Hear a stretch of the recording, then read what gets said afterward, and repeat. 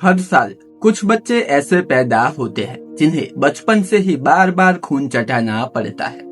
School जाना मुश्किल, normal life मुश्किल और वजह एक छोटी सी जेनेटिक प्रॉब्लम, थैलेसेमिया। सबसे शॉकिंग बात पता है, बहुत लोगों को खुद नहीं पता होता कि वो थैलेसेमिया कैरियर है और अननोनली ये डिजीज नेक्स्ट जनरेशन में पास हो सकती है। आज के वीडियो में हम सिंपल लैंग्वेज में समझेंगे थैलेसेमिया होता क्या है, ये नॉर्मल एनीमिया से अलग कैसे है, कैरियर और पेशेंट में डिफरेंस क्या होता है, शादी से पहले टेस्ट कराना क्यों इम्पोर्टेंट है और क्या इसका ट्रीटमेंट पॉसिबल है। वीडियो एंड तक देखो क्योंकि ये सिर्फ मेडिकल टॉपिक नहीं है, ये फ्यूचर जनरेशन को प्रोटेक्ट करने वाली इंफॉर्मेशन है। सबसे पहले बेसिक समझते हैं। हमारे बॉडी में रेड ब्लड सेल्स होते हैं जिन्हें हम आरबीसी बोलते हैं। इन आरबीसी के अंदर होता है हीमोग्लोबिन। हीमोग्लोबिन का काम होता है बॉडी के हर पार्ट तक ऑक्सीजन पहुंचाना। अब प्रॉब्लम तब होती है जब बॉडी प्रॉपर हीमोग्लोबिन बना ही नहीं पाती और इसी कंडीशन को कहते हैं थैलेसेमिया। अब समझते हैं कि थैलेसेमिया एक्चुअली होता क्या है। थैलेसेमिया एक जेनेटिक ब्लड डिसऑर्डर है।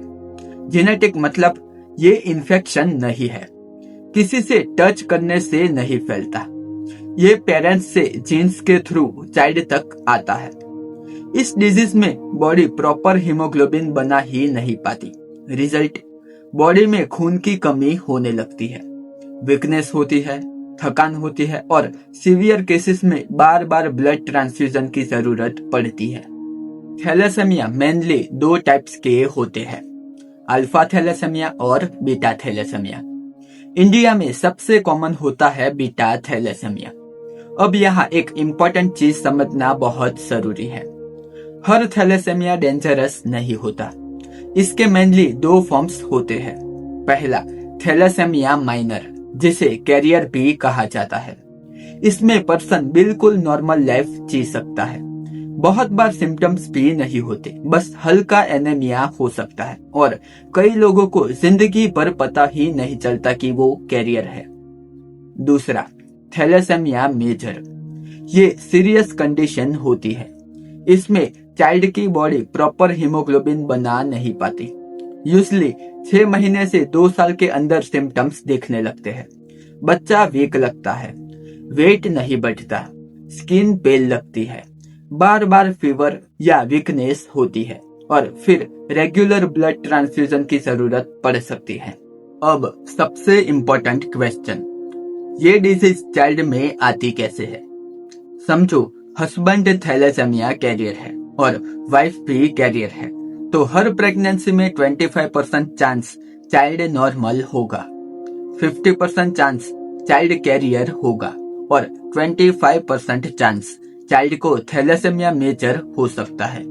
यही रीजन है कि डॉक्टर्स शादी से पहले या प्रेगनेंसी से पहले थैलेसेमिया स्क्रीनिंग एडवाइस करते हैं, क्योंकि अगर दोनों कैरियर है तो फ्यूचर चाइल्ड में रिस्क बढ़ जाता है।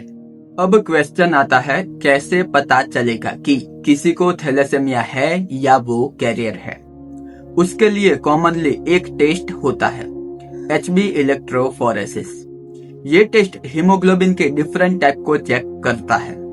कभी कभी डॉक्टर CBC टेस्ट और आयरन प्रोफाइल भी साथ में लिखते हैं। इम्पोर्टेंट बात, हर एनीमिया आयरन डेफिशिएंसी नहीं होता। कई बार पर्सन को बार बार आयरन मेडिसिन दी जाती है, लेकिन एक्चुअल प्रॉब्लम थैलेसेमिया कैरियर होना होता है। अब जानो ट्रीटमेंट क्या है।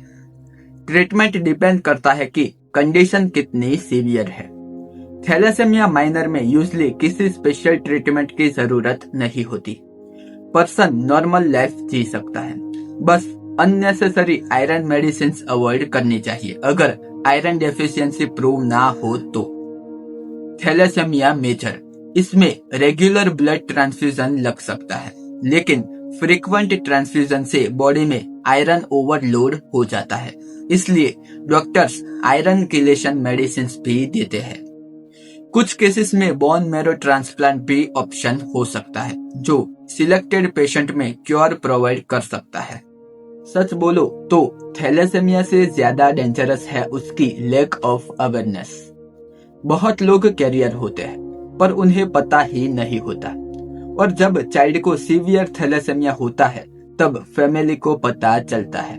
इसलिए अवेयरनेस इम्पोर्टेंट है, स्पेशली शादी से पहले, प्रेगनेंसी प्लानिंग से पहले, फैमिली हिस्ट्री हो तो, या अनएक्सप्लेन एनीमिया हो तो। एक सिंपल टेस्ट फ्यूचर जनरेशन को प्रोटेक्ट कर सकता है। थैलेसेमिया कोई इन्फेक्शन नहीं है, ये जेनेटिक से रिलेटेड कंडीशन है। और सबसे पावरफुल ट्रीटमेंट क्या है? अवेयरनेस।